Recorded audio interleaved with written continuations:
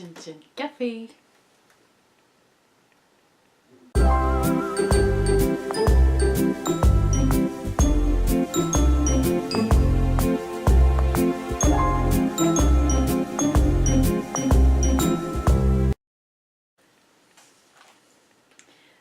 Pour ce qui est Chin Chin Café, aujourd'hui je vais faire une critique de livre. J'ai dû prendre des notes, alors ça se peut que vous me voyez lire parce que je voulais être sûre de ne pas vraiment dire n'importe quoi non plus. Ça va être peut-être un Chin Chin plus sérieux que d'habitude parce que le livre sur lequel je vais faire ma critique est quand même assez sérieux. C'est pas vraiment mes préférences de lecture. Naturellement, mes préférences de lecture, pour ceux qui ne le savent pas, ça va être le fantastique, la science-fiction ou limite ésotérique, des trucs comme ça. Le livre que j'ai fait la critique dernièrement, c'est un livre qui est plus, il touche plus l'histoire, il touche la politique. Puis déjà, c'est pas mes domaines. Par contre, j'ai été agréablement surprise par ce livre. Puis quand c'est bien écrit, c'est sûr que ça va éveiller ma curiosité. Donc même si c'est pas mes domaines, même si... Moi, je suis ouverte à toutes sortes de lectures, même si c'est pas mes préférés, je vais être ouverte. Bien sûr, il ne faut pas que ce soit compliqué à lire, parce que bon, je suis quand même... j'ai pas de diplôme quelconque en littérature et blablabla. Je fais partie de ce qu'on appelle Monsieur, Madame, tout le monde, même si je suis un petit peu à part du monde. Mais bon, en gros, c'est ça. Puis, vu que c'est un sujet qui est quand même sérieux, je me suis... puis que c'était bien écrit, c'était assez bien écrit pour éveiller ma curiosité. Donc, j'ai sauté sur l'occasion pour faire plus de recherches sur le sujet de ce livre-là. Pour commencer, le livre que j'ai fait, la critique, que je vais faire la critique, ça s'appelle « La première ambassade d'Ossétie à Saint-Pétersbourg de 1749 à 2019 » de... Là, je suis désolée si je ne prononce pas bien les noms. Les noms russes, c'est pas vraiment dans mes habitudes. Son nom est Dimitri Medvedev. Encore une fois, désolée pour la prononciation du nom. De son nom complet, Dimitri Nikolaïevitch Medvedev. C'est pour vous parler un peu de cet auteur. Pour ceux qui sont comme moi, qui ne connaissent pas grand-chose côté mondialement, on en connaît, là, mais pas, on est peut-être pas au courant de tout. Finalement, cet auteur-là, c'est le ministre des Affaires étrangères de l'Ossétie du Sud, auprès de la Fédération de Russie depuis 2017.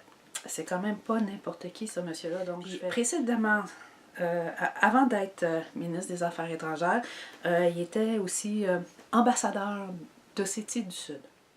Avant que l'indépendance de l'Ossétie du Sud ne soit reconnue par la Russie, il a été l'envoyé sécessionniste à Moscou pour la République d'Ossétie du Sud. Puis ça, cette information-là, il y a beaucoup d'informations que j'ai prises sur Wikipédia en passant. J'en ai pris un peu partout, mais en général, c'est sur Wikipédia que je l'ai trouvé.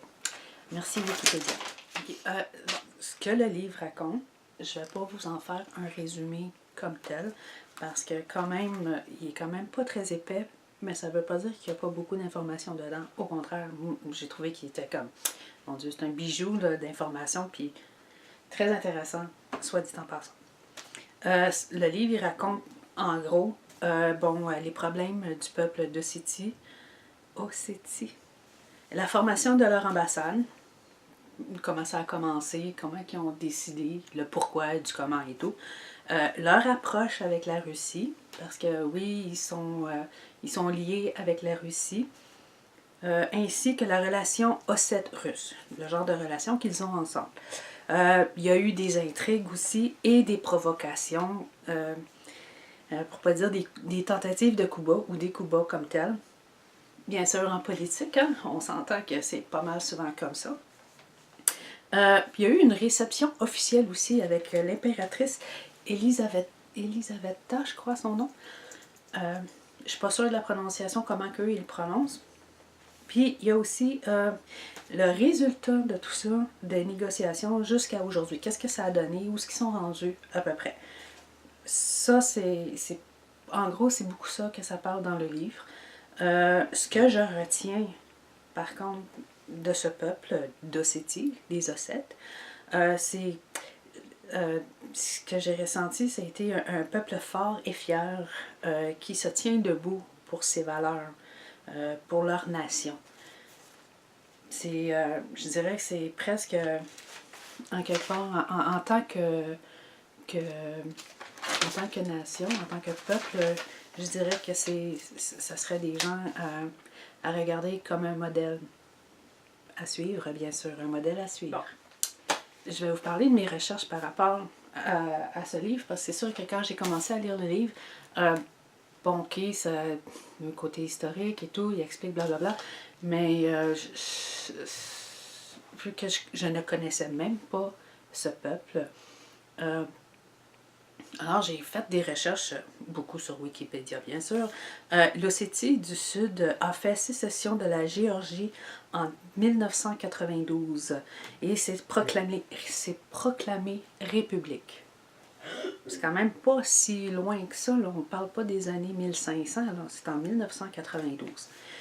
La Géorgie et la majorité des pays de l'ONU ne reconnaissent pas cette indépendance et considèrent l'Ossétie du Sud comme une région, mais ils considèrent l'Ossétie comme une région autonome de la province géorgienne de Kartli intérieur. C'est quelque chose pareil, quand tu fais pour ton indépendance, mais que tu n'es pas reconnu, c'est comme, moi personnellement, ça c'est mon opinion à moi, je trouve que c'est un très gros manque de respect envers ce qu'on appelle la démocratie.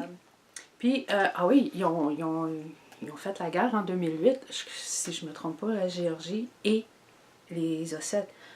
Je sais qu'on entend souvent parler des guerres de l'autre côté, mais je me rappelle pas d'avoir vu ça du tout. Comme je vous dis, je suis rien de politique comme tel.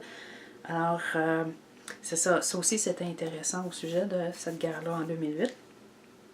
Puis, l'indépendance de l'Ossétie du Sud est reconnue par la Russie, l'Abkhazie, la Transnistrie, la Syrie, le Nicaragua, le Venezuela et l'île de Nauru. Mais pas du Canada. Le Canada ne le reconnaît pas. Pourquoi donc? Cette république compte parmi son peuple environ 50 000 habitants. C'est quand même pas si énorme que ça. Puis leur tant qu'à faire, j'ai cherché le nom du président, c'est Anatoly Bibilov. Anatoly Bibilov. Tout ça, tout ça a commencé il y a quand même très très très longtemps. Ils ont été chassés par des invasions mongoles et se sont installés dans la région du Caucase au 7e siècle à peu près. Puis là, quand j'ai lu ça, là, je me suis dit, Caucase. On dit que les Blancs sont caucasiens. Est-ce que ça a un lien? Pourquoi un lien? Ça, c'est une parenthèse que je vous fais, là. Ça n'a aucun rapport vraiment avec le livre, mais c'est là que mes recherches m'ont amené à m'interroger un peu plus sur un paquet d'affaires. Puis, c'est ça, la race caucase, qui est la race blanche. Je me suis dit, y a-t-il un lien entre cette région-là et la race blanche? Alors, en cherchant, j'ai cherché à apprendre et comprendre, c'est ça, lorsqu'on dit caucasien. Et je suis tombée sur une petite information. Ça a l'air que le scientifique allemand Johann Friedrich, encore là la prononciation, hein, Johann Friedrich Blumenbach, a divisé et popularisé cette vision de 5 races ou variétés de la race humaine en 1795. C'est là qu'on a été étiqueté par nos couleurs, surtout. Bon, on l'était déjà avant, mais là, ça a été plus étiqueté avec quasiment les ingrédients, si je peux dire. Bon, les Caucasiens, oui, sont blancs. Ça a rapport avec la région de Caucase, justement, ou européenne. Donc, c'est pour ça qu'on dit de nous, même si on est ici dans le continent américain, que nous sommes caucasiens. Ensuite, les Mongols, qui sont considérés les jaunes. Ensuite, les Malais, qui sont marrons. Les Éthiopiens, qui sont noirs. Et les Américains, rouges. Puis là, on ne parle pas des Américains avec Trump, là, on parle des Américains, les Premières Nations. Lu comme ça, moi j'ai vite, selon mes critères de lecture habituels, quand je l'ai lu, j'ai trouvé ça, c'est très bien dit, c'est très bien expliqué, j'ai trouvé ça clair. C'est ça, le seul hic que moi j'ai eu de la misère un peu, c'est avec les noms. C'est les noms qui me bloquaient, là, parce que naturellement des noms russes, c'est pas évident pour quelqu'un qui n'est pas habitué comme tel. Mais à part ça, ça a bien été. C'est sûr, le nom des personnes, puis le nom de certains endroits, il fallait que je prenne mon temps pour le lire. Mais bon, c'est comme ça, c'est moi ça. Si on n'est pas au courant trop de l'histoire ou historico-politique ou politico-historique, j'ai tout de même trouvé ça très intéressant, enrichissant même à lire. Puis en entendant, vu que c'était surtout la première fois que j'entendais parler de ce peuple, c'est sûr que j'ai cherché vraiment plus à comprendre, à connaître. Reconnaissance. Ah oui, puis je me suis même amusée à chercher l'endroit où se situait l'Ossétie sur mon globe terrestre, mais c'est tellement un petit endroit que naturellement le nom il n'est pas écrit, mais grâce à Wikipédia, j'ai pu trouver des spots sur mon globe. Des spots sur mon globe, je ne sais pas si on peut voir. Pour ceux qui, comme moi, ne connaissent même pas où est la Géorgie. Et voilà où se situe, selon Wikipédia, où se situe l'Ossétie. Vous voyez la petite pine, hein, c'est même... Et pour connaître ce peuple aussi, bon oui, j'ai eu beaucoup Wikipédia, mais c'est sans compter aussi l'aide de l'éditeur Guy Boulian, qui m'a envoyé des liens aussi pour me mettre plus dans le contexte par rapport à ce peuple, que je vous laisserai des liens dans les informations sous la vidéo sur YouTube. OK? Ça, c'est quand vous cliquez là, information là, sous la vidéo quand vous êtes sur YouTube. À la lecture du livre ainsi que j'ai trouvé sur le net, je peux presque dire qu'en plus de faire connaissance avec un peuple que je ne connais pas, que je ne connaissais pas, ils m'ont paru, ils m'ont donné cette envie d'en connaître davantage même. Sur eux, sur leur façon d'être. Bon, ok, ils sont associés avec les Russes, bon, on va me dire, bah, c'est comme les Russes. Non, mais c'est parce qu'ils sont particuliers, ils sont quand même indépendants. C'est un peu comme si on dirait, les Québécois, c'est la même culture que le Canada. Oui, on a des choses en commun, mais on a notre propre identité aussi. Le livre, à l'intérieur, il est écrit en 3 langues. La première partie est en français. Ensuite, c'est repris en anglais, puis à la fin, c'est en russe. Je me rappelle pas pourquoi, je sais même pas si on me l'a dit, ou je me rappelle pas pourquoi, que c'est écrit dans les 3 langues. Moi, j'ai cru, moi je pense, ça c'est mon opinion personnelle, je pense que c'est pour, je crois que c'est pour rassembler le plus de monde possible vers ce petit bijou d'information. À l'intérieur, ce qui est intéressant, si on se contente juste de lire le français, on ne le verra pas, mais moi j'étais curieuse, j'avais même commencé à lire l'anglais pour voir si c'était la même chose, puis oui, c'est la même chose, c'est vraiment juste des traductions. Si on regarde entre l'anglais et le russe, vous avez une image, c'est comme une map finalement. Ensuite, il y a tout plein de photos historiques de paysages, il y a même des documents, même des personnages, même des documents qui sont bien entendu soit écrits en ossète ou en russe. Je ne peux pas dire que je fais la différence. Mais bon, ça semble être des documents qui ont quand même été des documents officiels avec des dates. Ça, on peut reconnaître les dates, mais je peux pas vous dire de quoi il s'agit exactement, mais c'est sûrement tout par rapport aux traités qui ont fait, les accords qui ont passé avec la Russie et tout, le pourquoi, du comment, puis les ententes, les attentes aussi, j'imagine. Puis je vais laisser comme ça sur une petite note personnelle. Moi, personnellement, quand j'allais à l'école, je détestais l'histoire. c'est peut-être pour ça que j'aime pas la politique, ça fait trop historique aussi. Par contre, si à l'école, on aurait des cours d'histoire dans ce genre-là, avec des informations comme ça, je dirais que peut-être qu'on serait plus porté à